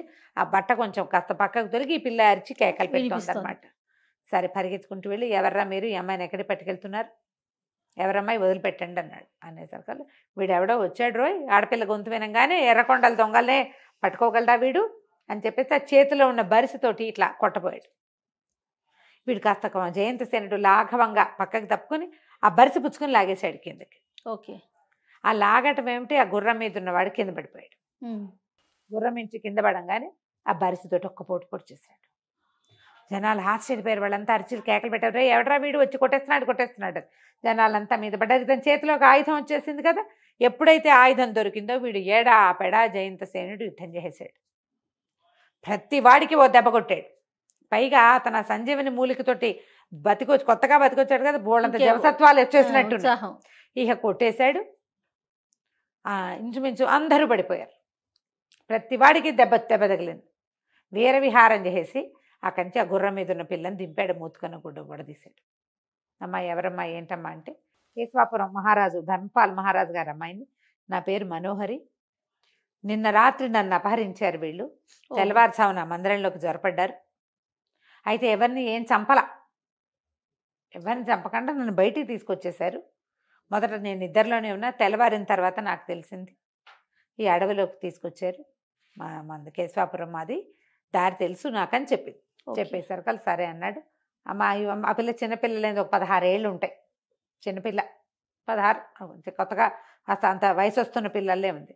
అమ్మ గుర్రం ఎక్కు, నేను తీసుకెళ్తాను, నువ్వు దారి చూపించు, నువ్వెవరు ఏంటంటే ఇతను తన కథ అంతా, తన మార్తాండపురం నుంచి బయలుదేరింది, విశాలపురంలో ఏం జరిగింది, తను ఎలా బతికింది అంతా చెప్పాడు. చెప్పాక వాళ్ళ వైపు ఇంటికి బయలుదేరారనమాట. జయంతసేనుడు మనోహరిని రక్షించాడు. మనోహరిని తీసుకుని వాళ్ళ ఊరు బయలుదేరాడు. వీళ్ళ సొంత ఊరు మార్తాండపురం ఇక్కడికి ఎంతో దూరం వెళ్ళాలి మెల్లిగా. ఈ పిల్లకు కూడా తెలియదు ఆ మార్తాండపురం పేరేమింది, కానీ దారులు తెన్నులు తెలియవు. ముందు మీ ఇంటికి వెళ్దాం, తర్వాత చూద్దాం అనుకున్నారు. తీరా అక్కడికి వెళ్ళేసరికల్లా ఏమైంది, ఈ అమ్మాయి కేశవాపురం రాజుగారి అమ్మాయి కదా, రాజుగారు మరణించారు. ఓహో, రాజుగారి శవాన్ని తరలించే ప్రయత్నంలో ఉన్నారు. అక్కడ మరణించల, ఆయన్ని సంహరించారు. ఈ వచ్చిన దొంగలు రాజుగారిని చంపేసి యువరాణిని ఎత్తుకుపోయారు. ఆ పిల్లకి ఎవరినైనా చంపేశారని తెలియదు. అక్కడ ఏం గొడవ వల్ల తను నిశ్శబ్దంగా తెచ్చేశారనుకుంటోంది. ఈ లోపల అక్కడ ఈ శవాన్ని తీసేదని రాకుమార్తె కూడా లేకుండా ఇట్లాగా రాజుగారికి ఒక్క కూతురు, పిల్ల లేకుండా కూడా పాపం అమ్మాయిని ఎవరు తెస్తారు, ఎవరో ఎత్తుకుపోయారు. సైన్యాధిపతి అంటాడు, నేను ప్రయత్నం చేస్తాను, ముందు శవాన్ని తరలించేసి తర్వాత చూద్దాం, దీన్ని ఎట్లా ఉంచుతాం, రక్తసిక్తంగా ఉన్న శరీరం. ఇలా ప్రజలంతా గగ్గోలు పడి ఏడ్చేస్తున్నారు. రాజకుమార్తె తప్పిపోయింది అంటే ఎవరో కిడ్నాప్ చేసేశారు, రాజుగారు మరణించారు. ఇప్పుడు రాకుమార్తె కూడా లేకపోతే రాజు ఎవరు, అదే కదా, రాకుమార్తెను తెచ్చే దిక్కేది. ఇలా గందరగోళంగా మాట్లాడుకుంటున్నారు. ఇంతలో ఏమైంది, అదిగో రాజకుమార్తె వచ్చేస్తోంది అన్నారు. గుర్రం మీద వస్తున్న రాకుమార్తె, ఆమె పక్కనే ఇంకో గుర్రం మీద కనపడిన ఒక రాజకుమారుడు లాంటి ఒక వ్యక్తి. వీళ్ళని చూసేసరికల్లా వాళ్ళంతా తెల్లబోయారు. ఆ అమ్మాయి దగ్గరికి వెళ్ళేసరికి తండ్రిని శవం కనపడేసరికి పిల్ల గోలుమని ఏడుస్తూ అయ్యో తన నాన్న ఎలా చనిపోయారు అని అమ్మాయి గుర్రం దిగేసింది. మంత్రి గారు అడిగాడు, బాబు ఎవరండి మీరు, ఎక్కడి నుంచి తీసుకొస్తున్నారంటే, ఎర్రకొండ దొంగలట, వాళ్ళ అమ్మాయిని కిడ్నాప్ చేశారు, వాళ్ళని సంహరించి తీసుకొచ్చానంటే సైన్యాధ్యక్షుడు అన్నాడు, ఏమి నువ్వు చంపేవా ఎర్రకొండ దొంగలు అన్నాడు. ఎర్రకొండ దొంగలు నువ్వు చంపేసావా అన్నాడు. అనగానే విస్తురుగా మాట్లాడాడు జయంతసేనుడు, సైన్యాధ్యక్షుడు లాగా ఉన్నావు, నేను ఒక దేశపు రాజకుమారుణ్ణి, మర్యాదగా మాట్లాడు, నువ్వంటావేంటి, నువ్వన్నమాట ఏమిటి, మంత్రి గారు మీరంటుంటే నీకు నువ్వంటావా, నువ్వెవడివన్నాడు. అనేసరికి ఆ దేశపు మంత్రి గారికి ఏం డౌట్ వచ్చింది, ఎర్రకొండ దొంగలు వాళ్ళు నీకు తెలుసా అని ఈయన అడిగాడు. అబ్బాయి నాకేం తెలుసండి, దొంగలు చాలామంది ఉంటే ఇతను ఒక్కడే ఎలా చంపాడా అని అడుగుతున్నాను అన్నాడు. సర్దుకున్నారు. పిల్ల గోలుమని ఏడుస్తుంది. ఆయన మెడ దగ్గర తెగి చేతుల దగ్గర తెగిపోయి మరణించి ఉన్నాడు రాజు. సరే అతను జయంతుడికి గుర్తొచ్చింది, తన దట్టిలో ఉంది మూలిక సంజీవని, ఏ మూలిక వల్ల తను బతికాడో అది. మీరేం కంగారు పడకండి, రాజుగారిని జీవింపజేసే పని నాది, నేను చేయగలనంటే అందరూ ఆశ్చర్యపోయారు. ఈ పిల్ల ఇతని కథ అంతా వినుంది కదా, అన్నగారు మీరు తప్పకుండా చేయగలరు, ఏదైనా చేసి మా నాన్నని రక్షించండి, ఇది ఎట్లా జరిగిందో కూడా ఆశ్చర్యంగా ఉంది అన్నది. ఇతను ఏం చేశాడు, తన దట్టిలోంచి ఆ మూలికను తీసుకొచ్చి రాజుగారి ఒంటికి మొత్తం ఈ గాయాలు ఎక్కడ ఉన్నాయో అక్కడంతా తగిలిచ్చాడు. ఒక్క 5-10 నిమిషాల్లో ఆయన లేచుకొచ్చున్నాడు. గాయాలు మూసుకుపోయినాయి, జీవించాడు. ఎవరు వచ్చి సంహరించారంటే నిద్రలో ఎవరో కుత్తుకు కోసేశారు ఆయన. పరిచయమైన వాక్యాల్లాగానే వినపడ్డాయి. ఆయనకి నిద్రలో మాగన్నుగా ఉండగా చంపేశారు. నరాలు ఇక్కడ చేతుల దగ్గర, మెడ దగ్గర. అక్కడి నుంచి ఈ రాజకుమార్తె తిరిగి రావటం ఆయన చాలా మెచ్చుకున్నాడు. నాయనా ఎవరు నువ్వు? నా పెద్ద నా కుమారుడిలాగా చేసావు. అమ్మాయికి ఒక అన్నదమ్ముడు ఉంటే ఇట్లాగే చేసి ఉండేవాడు. రా రా అని అతన్ని కావలించుకొని లోపల తీసుకుపోయారు. అయితే ఏంటంటే ఊళ్ళో ఎవరో ఈ దొంగలకి సహాయం చేశారు. వాళ్ళు ఎట్లా రాజాంతఃపురంలోకి ఎంటర్ అయ్యారు? ఒకటి రాజుగారు ఉన్న భవనం, ఒకటి రాకుమార్తెన్న భవనం, ఇంకొకటి. 2 వేర్వేరు ప్లేసుల్లోకి ఒకేసారి కొంతమంది దొంగలు లోపలికి వచ్చి ఆయన్ని చంపేసి ఈ పిల్లని ఎత్తుకుపోయారు నిశ్శబ్దంగా. ఎలా? ఎట్లా? లోపల వాడెవడో సహాయం చేసి ఉండొచ్చు కదా. అయితే జయంతుడు అన్నాడు, నేను మా ఊళ్ళో కూడా ఇలాంటి ఇంటి దొంగల్ని కొంతమందిని పట్టాను. నేను మీ దగ్గర ఉంటూ నేను చూస్తా. ఈయన ఏంటంటే ఊళ్ళో అన్నీ తిరగడానికి వచ్చాడు. ఇతనికి తనకు అక్కడ మరణం సంభవించిందని, తన తమ్ముడు అక్కడికి వచ్చాడని, ఆ రాకుమార్తె తన కోసం చూస్తుందని ఆ ధ్యాస లేదు ఇంకా. అక్కడ ఏదో వాడెవడో తన మెడనరికి పడేశాడు, తను బతికిపోయాడు. ఇంకా ఊరెళ్ళటం ఎందుకు? అక్కడ రాక్షసుని చంపాం, అంతే చంపాం, అంతే. మళ్ళీ అక్కడికి ఎందుకు వెళ్ళాలి? అదొకటి. అసలు ఆ ఊరు ఎక్కడుందో టోపోగ్రఫీ ఏం తెలియటల్లా. ఆ ఊరెక్కడో తన ఊరెక్కడో తెలియదు. మెల్లిగా అన్ని సాకల్యంగా చూసుకోవాలి. సరే, రోజు రాత్రిపూట కాసేపు అట్లా బయట తిరిగి ఎవరైనా విద్రోహ చర్యలు ఉన్నాయేమోనని చూడడం మొదలుపెట్టాడు. అప్పటికి 5వ రోజున ఏమైంది? ఈయన ఒక సందులోకి ప్రవేశించేశారు కదా, అక్కడ కొంతమంది గుమిగూడి ఉన్న సైనికులు కనపడ్డారు. ఇతని మీద పడ్డారు. హోరాహోరీ యుద్ధం జరిగింది. అయితే ఈ జయంతుడు ఇట్లా రాత్రిపూట ప్రచ్ఛన్న వేషంతో వెళ్తున్నాడు, రహస్య వేషంతో వెళ్తున్నాడని మంత్రి గారు ఏం చెప్పారంటే, ఒక 5-6 అంగరక్షకుల్ని ఇతని కనపడకుండా వెనకాల అనుసరించండి అని చెప్పారు. వాళ్ళు రోజు తిరుగుతున్నారు ఇతని వెనకాలే. ఇతను ఏం చేస్తున్నాడో రాజుకు తెలియాలి కదా. అవునుగా. వాళ్ళు అంటే ఇతని గూఢచర్య కాదు, అతని సహాయక చర్య, రక్షక చర్యతో పాటు కొంత విషయం తెలుసుకోవటం కోసం. ఆ దూరంగా తిరుగుతున్న వాళ్ళు ఎప్పుడైతే ఇతని మీదకి దాడి జరిగిందో పరిగెత్తుకొచ్చేశారు. ఇతను ఒక 10-12 మంది, మొత్తం ఇక్కడ ఉన్న వాళ్ళు ఈ 10-12 మందిని చెడామడా కొట్టేశాడు. వాళ్ళు ఒక 1/2 డజన్ మంది వచ్చారు సహాయకులు, అందరూ కలిసి కొట్టేశారు. ప్రతి వాళ్ళకి మొహాలకి ముసుగులుండే. దెబ్బ తగిలి ఒక 5-6 చచ్చిపోయారు. దెబ్బ తగిలి పడి ఉన్న ఒక ఆయన ముసుగు తీసేశారు కదా, దండనాయకుడు. ఈ భటుల్లో ఒకటి, ఈయన గుర్తుపట్టాల, ఇతనికి తెలియదుగా వాళ్ళంతా. ఈయన వెనకాలన్న భటుల్లో ఒకడు ఆశ్చర్యపడి, దండనాయక మీరా ప్రభు, ఇంత పని చేశారా? ఇదేమిటి ఇంత పని చేశారంటే, నేనేం చేయను, సైన్యాధిపతి నన్ను లోబర్చుకున్నాడు, నన్ను సర్వసైన్యాధ్యక్షుడిని చేస్తానన్నాడు. రాకుమార్తెని వివాహం చేసుకోవటం కోసమే రాజుగారిని చంపేసి అమ్మాయి గారిని ఎత్తుకుపోయేలాగా చేశాడు. జయంతసేనుడు అడ్డం పడ్డాడని ఇతన్ని అడ్డం తొలగించుకోవటం కోసం ఈ ప్రయత్నం చేశారు, నన్ను క్షమించండి అని చెప్తూ చచ్చిపోతూ ఏమన్నాడు, ఇంకా కాసేపట్లో రాజుగారిని కూడా మళ్ళీ చంపే ప్రయత్నం జరుగుతోంది. ఈసారి జయంతసేనుడు ఇక్కడ చచ్చిపోతే రాజుగారిని ఎవరు రక్షిస్తారు? అవునవును. అప్పుడు మళ్ళీ రాజకుమార్తె అబలే ఒంటరిగా మిగిలిపోతుంది. అనగానే ఇతన్ని ఇక్కడ వదిలేసి పరుగులు తీశారు వీళ్ళంతా. రాజభవనానికి పరుగులు పెడితే అక్కడేమైంది, రాజుగారికి అంగరక్షకులు ఉంచటం మొదలుపెట్టారు. ఆ రోజు నుంచి అంతకుముందు రాత్రిపూట ఉండేవాళ్ళు కాదు, వాళ్ళు ఒక 4 ఉన్నారు. ఈ అర్ధరాత్రి సర్వసైన్యాధ్యక్షుడు లోపలికి ప్రవేశించగానే వాళ్ళు యుద్ధానికి మొదలెట్టారు. వాళ్ళు వీళ్ళు కొట్టుకుంటుండగా జయంతసేనుడు లోపలికి వెళ్ళాడు. ఈ కథ ఇక్కడ జరుగుతుండగా సరే, మొత్తానికి యుద్ధం అయితే జరిగింది. జరిగి మొత్తానికి రాజుగారిని రక్షించి సర్వసైన్యాధ్యక్షుడిని పట్టేశారు. అతనికేమో ఉరిశిక్ష వేశారు. అతనికి సహాయం చేసిన వాళ్ళందరినీ ఎవరెవరు అతని పేర్లు అతనితోటే చెప్పించి వాళ్ళందరినీ ఉద్యోగాల నుంచి తొలగించి కొంతమందికి దేశ బహిష్కారము ఇవి విధించారు. 2 సార్లు రాజుగారిని రక్షించిన జయంతసేనుడికి పట్టం కట్టినంత పని చేశారు ఆ కేశవాపురంలో. అక్కడి నుంచి ఏం చేశారంటే అతని చిత్రపటాలు చిత్రీకరించారు, ప్రతిమలు చేయించారు, 4 కూడళ్లలో అతని విగ్రహాలు పెట్టించారు. 2 రోజుల్లో జరిగిపోయింది ఇది. ఎక్కడి నుంచో దేవదూతలాగా వచ్చాడు, ఇతని దేవదూతగా పూజించాలి మనమని మొత్తం అంతా రాజ్యం అంతా చాటించారు. వాళ్ళతో పాటే అక్కడే ఉన్నాడు.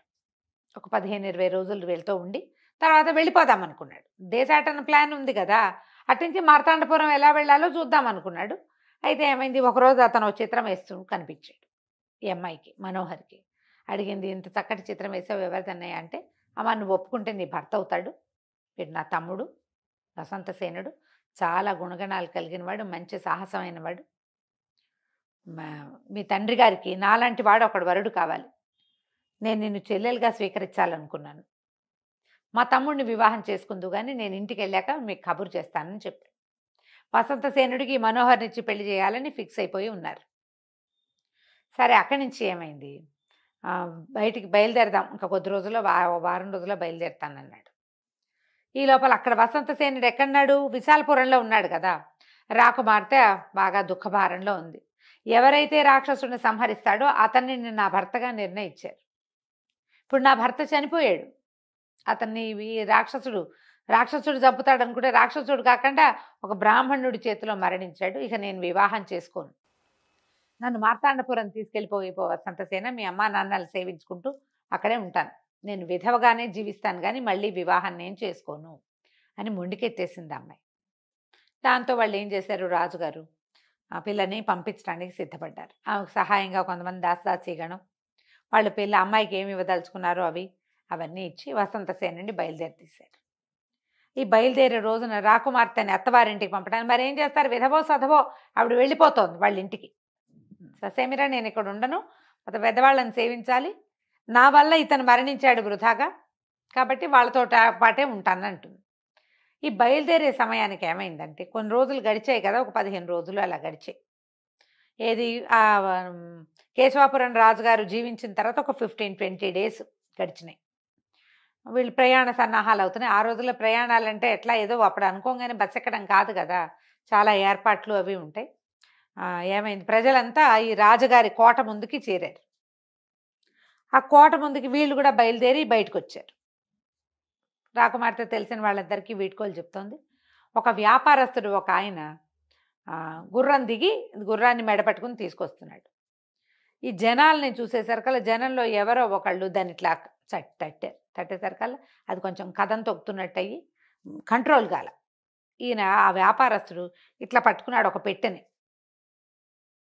ఈ గుర్రాన్ని ఆపే క్రమంలో చేతిలో నుంచి పెట్టె కింద పడిపోయేసరికి ఆ పెట్టెలోంచి కొన్ని మణిమాణిక్యాలు, వజ్రాలు, ఓ 2 ఆభరణాలు, తర్వాత ఒక ఇంత బంగారు విగ్రహము కింద పడిపోయింది. కొంతమంది ప్రజలు అయ్యయ్యో ఎవరో పడిపోయినాయని రాజుగారు వచ్చే దారిలోనే పడ్డాయి. వీళ్ళు ప్రయాణ సన్నాహం అవుతున్నారు కదా, బట్ నడిచొస్తున్నారు. ఒక గ్రీన్ది నేల మీద కార్పెట్ లాంటిది వేశారు, రెడ్దో గ్రీన్దో వేశారు.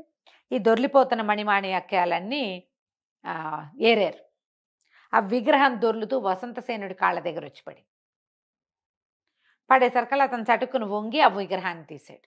అంత విగ్రహం, బంగారు విగ్రహం, మొహం చక్కగా ఉంది. ఆ చూస్తూ చూస్తూ ఆశ్చర్యపడింది, ఏంటి అన్నయ్య మొహంలాగా ఉంది అని.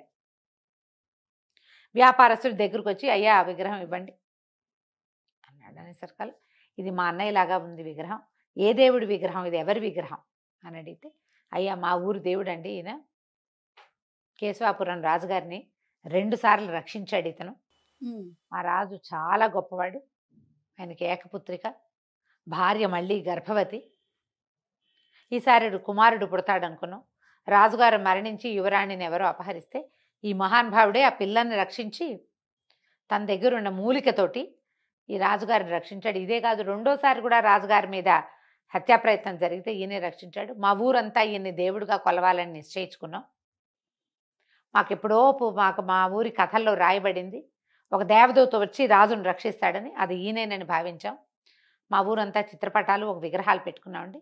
నేను బంగారు వ్యాపారిని, వ్యాపార రీత్యా నేను తిరుగుతాను. మా రాజు ప్రభుభక్తి ఎక్కువ మాకు, నేను విగ్రహం చేయించి తెచ్చుకున్నాను. జయంతసేనుడు ఈయన, మార్తాండపురం యువరాజు అని చెప్పగానే ఆశ్చర్యపడి, ఇది ఎప్పుడు జరిగింది అంటే 15-20 రోజులు అయిందండి, నేను 3 రోజుల క్రితమే బయలుదేరాను, ఈ ఊరు చేరాను అన్నాడు. అంటే 3 డేస్లో ఆ ఊరు నుంచి ఈ ఊరు వచ్చేస్తారు, వీళ్ళకి దగ్గరలో ఉన్నట్టేగా. అంతేగా. అక్కడి నుంచి ఆశ్చర్యపోయాడు. మా అన్నయ్య, ఇక చనిపోయిన అన్నయ్య ఎలా వచ్చాడు అక్కడికి, ఇక్కడ చనిపోయాడని ఈవిడ విధవా వేషంలో ఉంది, ఇంకా పెళ్ళన్నా కాకుండా. నిర్ఘాంతపోయాడు. ఆ వ్యాపారస్తుని గట్టిగా పట్టుకున్నాడు, మీ ఊరు ఎలా వెళ్ళాలి, దారేది, ఏ దారి గుండా మీరు ప్రయాణం చేసి వచ్చారు, మీరు మాతో రండని ఇక అందరినీ హడావిడి పెట్టేశాడు వసంతసేనుడు రాజుగారిని. మీరు ఎలాగైనా సరే మా అన్నయ్యని ఇప్పుడు చూడాల్సిందే, ప్రయాణం మార్తాండపురం వెళ్ళడానికి 15 రోజులు పడుతుంది, 3 రోజుల దూరంలో ఉన్న ఈ కేశవాపురానికి వెళ్దాం మనం అని చెప్పి అక్కడి నుంచి మొత్తం ఎవరెవరినైతే ఈ అమ్మాయితో తోడిచి పంపించదలుచుకున్నారో వాళ్ళని రాజు, మంత్రి, రాకుమార్తెతో సహా వసంతసేనుడు వెళ్ళిపోయాడు.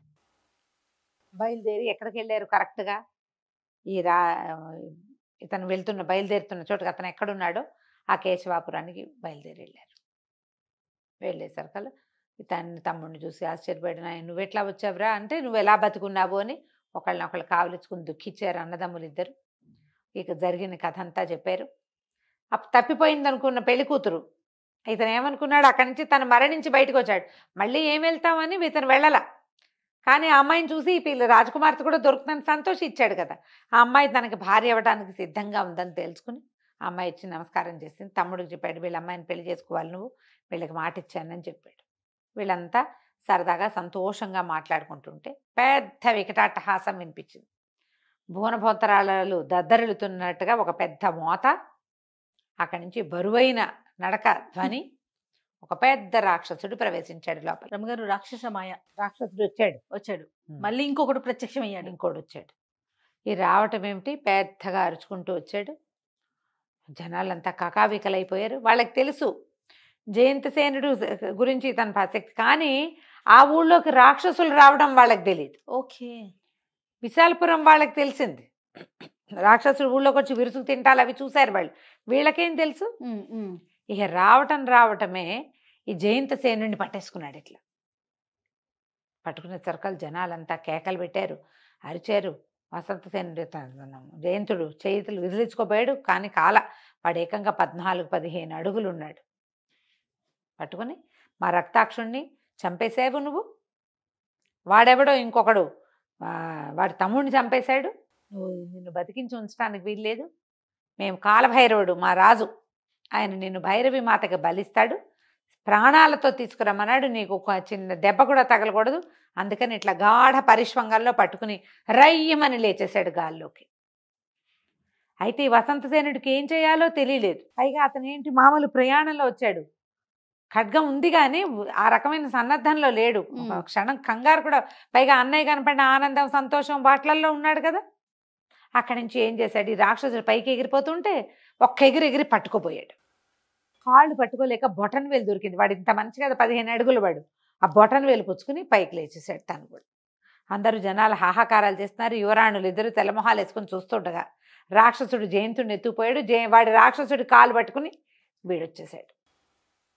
వసంతసేనుడు కూడా వెళ్ళిపోయాడు. ఇక వాడు ఎక్కడికో తీసుకుపోయాడు, కాలు పట్టుకున్నాడు. కానీ ఇతను ఏమనుకుంటాడు, ఎలాగైనా పైకి లేచి ఆ కాలు మీద నుంచోవాలని ఉంది, లేవలేకపోతున్నాడు పైకి. పైగా పెద్ద గాలి, అమిత వేగం, ఊళ్ళు దాటేస్తున్నట్టుగా కనపడుతోంది. తాము మార్తాండపురం లాగా కూడా కనపడేది, తమదే రాజగోపురం అనిపిస్తోంది. గోపురాలు కనపడతాయి కదా, అది ఏమంటారు, ఈ రాజప్రాసాదాలకి పైన ఇట్లా బురుజుల్లాగా, అది మందేనేమో అని అనిపిస్తోంది. అని చూసే లోపల దాటేశాడు. వెళ్ళగా ఏమైంది, ఒక సముద్రం మీదుగా ప్రయాణిస్తున్నాడు. సముద్రం మీదకి వెళ్ళేసరికల్లా సముద్రం మీద గాలి విపరీతంగా ఉంది. ఇతను ఆపుకోలేక సముద్రంలో పడిపోయాడు వసంతసేనుడు. రాక్షసుడు కాస్త ఈ జయంతసేనుని ఎత్తుకుని పారిపోయాడు. ఈ నీళ్లలో పడిపోయిన వసంతసేనుడు సముద్రంలో అంత ఎత్తు నుంచి పడితే ఎప్పటికీ ఎలా అయిపోతారు, ఎట్లా కోట్లా మెల్లిగా ప్రాణాలు కుదుటను పరుచుకుని బయటికి రావడానికి నీళ్లలోంచి ఓ పక్కకి ఈదటానికి ప్రయత్నం చేస్తుంటే ఒక సొరచేప పట్టేసింది ఇతన్ని. శార్కనాలేమో సొరచేప అంటే ఏమనాలో మరి. ఇక అక్కడి నుంచి తోకతో కొట్టింది ఇతన్ని, నానా రకాలుగాను చేసి. అయితే ఇతనికి నడుముకి దట్టికి ఖడ్గం ఉంది. ఆ ఖడ్గం తీసి అక్కడ ఎంతో కొంత ప్రయత్నం చేశాడు, చీలికలు బాలికలు చేసేసాడు సొరచేపని. అది కాస్త అతన్ని మింగైపోయింది. ఓ పక్కన దెబ్బలు తగులుతున్నా సరే ఊరుకోట్ల. ఈ పొట్టలోకి వెళ్ళిపోయి కత్తి పెట్టి ఆ పొట్టలో నుంచి చీల్చేశాడు. ఈ చీల్చేసిన మరుక్షణం మొత్తం సముద్రం అంతా ఎర్రటి నీళ్లతో నిండిపోయింది. ఆ నీళ్ల మధ్యలోంచి ఒక గంధర్వ పురుషుడు లేచి నిలబడ్డాడు. ఆశ్చర్యపోయాడు. అతను ఏం చేశాడు, ఈ వసంతసేనుడిని ఇట్లా పైకి లేవనెత్తి నీళ్ల మీద నుంచోబెట్టాడు. నీళ్ళల్లో ఉన్నవాడు నుంచోడు కదా, ఇట్లా ఉంటాడు నీళ్ళలో మునిగిపోయి, డ్రౌనింగ్ దీంట్లో ఉంటారు. పైకి తీసుకొచ్చి నుంచోబెట్టాడు. ఎందుకంటే మహానుభావ, నీ వల్ల నాకు మోక్షం వచ్చింది, మామూలు శరీరం శాప విమోచనమైంది, నేను ఒక గంధర్వుణ్ణి, నేను శాంబర విద్య, అదృశ్య శక్తి, జలగమన జలస్తంభనము, ఆకాశగమనము విద్యలు నేర్చుకున్నాను. మామూలుగా మాకు గంధర్వులకు ఉండేవి కాకుండా శాంబర విద్య నేను నేర్చుకున్నది, ప్రత్యేకమైన విద్య నేర్చుకున్నా. నేను ఆ వరగర్వంతో మా రాజు చెప్పిన మాట వినలేదు, కుబేరుడు చెప్పిన మాట, ఆయన స్వచ్ఛాపలా పడి ఉండమని నన్ను శపించాడు.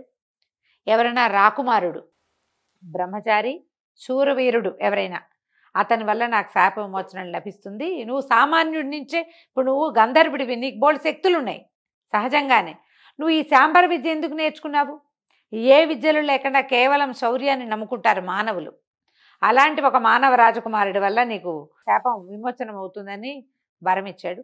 ఎన్నేళ్లుగానో ఇక్కడ పడున్నాను మహానుభావ, నీ వల్ల నాకు ఈ అవకాశం లభించింది, నేను బతికిపోతున్నానని ఒక దివ్య విమానాన్ని గిఫ్ట్ ఇచ్చాడు. ఓ, ఇది అదృశ్యంగానూ ఉంటుంది, ఎవరికి కనపడకుండా ఉండొచ్చు. నువ్వు ఏ ఆజ్ఞ ఇస్తే ఆ ఆజ్ఞ ప్రకారం నీతో ప్రవర్తిస్తుంది, నలుగురు ఎక్కచ్చు ఇందులో అని చెప్పి దివ్య విమానాన్ని నీటి మీద తేలుతున్న దాన్ని తనకి గిఫ్ట్ చేసి వెళ్ళొస్తానని వెళ్ళిపోయాడు. సరే, ఇతనేమనుకున్నాడు, వసంతసేనుడు అన్నయ్య కావాలి, మా అన్న జయంతసేనుడు ఎక్కడుంటాడో అక్కడికి తీసుకెళ్ళమని ఆ విమానంలో కూర్చున్నాడు. ఆ విమానం రెక్కలల్లా అరుస్తూ తీసుకుపోయింది. అదొక హంస లాంటిది అనమాట. 4 people చక్కగా కంఫర్టబుల్గా కూర్చోవచ్చు. తీసుకెళ్తే అది ఒక సముద్రాన్నిలోంచి పైకి వచ్చి సముద్రాన్ని దాటి లోపల ఉన్న ఒక దీవి వైపుకి తీసుకెళ్ళింది. ఆ దీవి నిండా ఎన్నో భవనాలు, హర్మ్యాలు ఉన్నాయి, తోటలు. మధ్యలో ఒక పెద్ద ప్రాకారం నిర్మించబడింది. లోపల ఒక బ్రహ్మాండమైన భైరవి విగ్రహం ఉంది, ఒక దేవాలయం అన్నమాట అది భైరవి. ఆ భైరవికి ఎదురుగుండా ఎన్నో బలులు ఏర్పరిచున్నాయి, జంతువులు ఏర్పరిచున్నాయి. పెద్ద పెద్ద పళ్ళేలతోటి పసుపులు, కుంకాలు, రక్తం ఒక కుండలో బలివ్వడానికి సిద్ధంగా. అక్కడ ఒక స్తంభానికి కట్టేసి కనపడ్డాడు జయంతసేనుడు. ఈ 15 అడుగులకు ఎత్తున్న ఒక రాక్షసుడు వచ్చాడు కదా, ఎత్తుపోయిన వాడు, వాడు కూడా ఒక ఎదురుగుండా నిలబడ్డాడు. వాడంత పొడుగు లేని ఇంకొక రాక్షసుడు ఎదురుగుండా నుంచున్నాడు. వాడు మాట్లాడుతున్న మాటలు వినపడుతుంది. దీర్ఘబాహు, మంచి పని చేసావు, వీడిని తీసుకొచ్చేసావు, కానీ రక్తాక్షుడు తమ్ముడిని వధించింది వీడి తమ్ముడే, వాడిని మాత్రం నువ్వు తీసుకురాలేకపోయావు. వాడిని ఇవాళ వీడిని బలిస్తా, తర్వాత వాడిని తీసుకొస్తే వాడిని కూడా బలిచ్చేద్దాం. వీళ్ళిద్దరిని బలిస్తే మనకి రక్తాక్షుడు, దీర్ఘాక్షుడు వాళ్ళిద్దరిని, అంటే రక్తాక్షుడు వాడి తమ్ముడిని, వాళ్ళిద్దరిని చంపినందుకు ప్రతీకారంతో పాటుగా మనకి శాంబర విద్యలో అమోఘమైన ఫలితం లభిస్తుంది. ఓహో, కాబట్టి ఇప్పుడు రాజకుమారులు అవివాహితులు కావాలి. వీడికి పెళ్ళవలేదు, వీడి తమ్ముడికి పెళ్ళవలేదు అని మాట్లాడుకుంటుంటే ఈ వెంటనే తనకి ఏం తట్టింది, యుక్తిగా ఏదైనా చేయాలి. ఇప్పుడు వెళ్ళి ఇలా పడ్డాననుకో, వాడు అన్నయ్యని చంపేస్తాడో నన్ను ఏమైనా చేస్తాడో, సో తెలివి ఉపయోగించాలని విమానానికి చెప్పాడు. నువ్వు అదృశ్యంగా ఉండు, కనపడద్దని. కనపడకుండా అదృశ్యం విమానంలో కూర్చుంటే కనపడం కదా మనం కూడా. అక్కడి నుంచి గిరికీలు కొడుతూ వాళ్ళ దగ్గరికి వెళ్ళాడు. వాడికి ఒక కత్తి పెట్టుంటే కత్తి తీసేశాడు. కత్తి ఏమైందని వెతుకుంటున్నారు వాళ్ళు. వాళ్ళని సాధ్యమైనంత ఏడిపించుకు తిన్నాడు.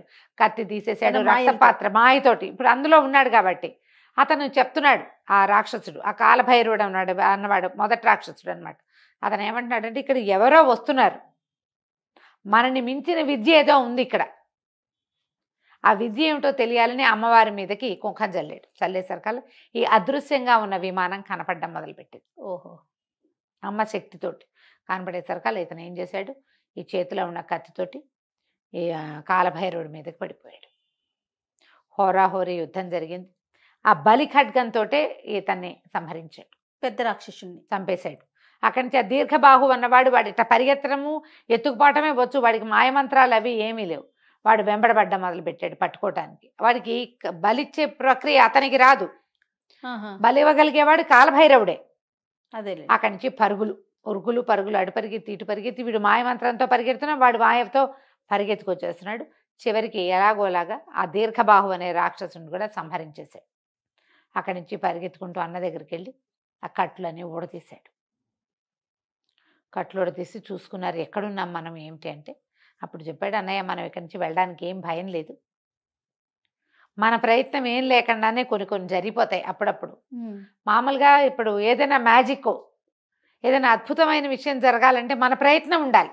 అవును, మానవ ప్రయత్నం ఉండాలి. మన ప్రయత్నం లేకుండా నీ రాక్షసుడు కాల్పుచ్చుకొచ్చి నేను సముద్రంలో పడిపోయాను. అక్కడ ఒక సొరచేపతో యుద్ధం చేశా. ఆ సొరచేప ఒక గంధర్వుడట. ఆయన ఈ దివ్య విమానాన్ని ఇచ్చాడు, మనతో పాటు ఉంచుకోవచ్చు, మనకి ఆకాశ గమనానికి ఇది మనకి ఉపయోగపడుతుంది. ఆయన బహుమతిగా ఇచ్చాడు. రాక్షసులు ఇద్దరు చనిపోయారు, మనం ఇక్కడ ఇంకా ఉండక్కర్లేదు, పద మనం వెళ్ళిపోదామని ఎక్కేశారు. విమానం ఎక్కి సముద్రాన్ని దాటి మొదట కేశవాపురం వెళ్ళారు. కేశవపురం వెళ్ళిన తర్వాత అక్కడ రాజుగారికి కనబడి ఈ అమ్మ వీళ్ళు తీసుకొచ్చారు కదా ఆవిడ్ని కూడా, రాజుని తెచ్చారు, సుహాసిని కూడా తీసుకొచ్చారు. అవునవును. అక్కడి నుంచి సైన్యం అందరినీ 3 రోజుల్లో వెనక్కి వెళ్ళిపోమని రాజుగారిని సుహాసిని ఎక్కించుకుని మళ్ళీ మళ్ళా మొదటి ఊరికి వెళ్ళారనమాట. వీడు ఫస్ట్ విశాల నగరంలో కదా, విశాలపురంలో ఈ రాక్షసుని చంపింది. అక్కడికి తీసుకువెళ్ళి ఈ కుమారుడే, ఈ రాకుమారుడే ఇలా మొదట వచ్చిన రాక్షసుని సంహరించిన చంపించాడు. వాడని, అక్కడి నుంచి దద్దోజన శాస్త్రి వాళ్ళ అక్క వాళ్ళిద్దరూ సాక్ష్యం చెప్పారు, జయంతసేనుడే ఈ రాక్షసుని చంపినవాడు అని. ఆ రోజు మధ్యాహ్నం వచ్చాడని మరి ఒప్పుకోవాలి కదా అవునవును. ప్రజలందరి ముందు, లేదా దద్దోజన శాస్త్రి రాజకుమార్తెని పెళ్లి చేసుకోవాల్సిన వాడు. అక్కడి నుంచి ప్రజల జయధ్వానాల మధ్య రాకుమార్తెని వివాహం చేసుకుని విశాలపురం రాజ్యాన్ని జయంతసేనుడికి అప్పచెప్పారు. అక్కడి నుంచి బయలుదేరి వెళ్ళి అమ్మా నాన్నని చూడడానికి వెళ్ళారు. తర్వాత మా చక్కగా సాంగంగా ఈ కేశవాపురం రాజకుమార్తెతోటి వసంతసేనుడికి వివాహం చేసి, కేశవపురాన్నేమో ఇతను వసంతసేనుడు, విశాలపురాన్నేమో జయంతసేనుడు రాజ్యాలు చేసుకున్నారు. 3 రోజుల వ్యవధిలోనే ఆ 2 రాజ్యాల మధ్య ప్రయాణం సాగుతుంది. మధ్యలో కొన్ని కట్టడాలు కట్టించి అక్కడి నుంచి ఇక్కడికి వచ్చే వాళ్ళకి చాలా సులువుగా వ్యాపార బంధాలు అన్నీ విస్తరించుకున్నారు. రాక్షసులు ఎంతో కొంత ప్రయత్నం చేసినప్పటికీ సాహస కార్యాలు చేయగలిగే రాకుమారులు ఎవరైనా ఉంటే ఈ సమస్యలు తీరిపోతాయని అంతా చాటింపు చేసుకున్నారనమాట. తర్వాత ఊళ్ళో ఉన్న వాళ్ళకి కూడా కొన్ని యుద్ధ విద్యలు నేర్పటము అలాంటివి చేశారు. కథ కంచికి మనం ఇంటికి.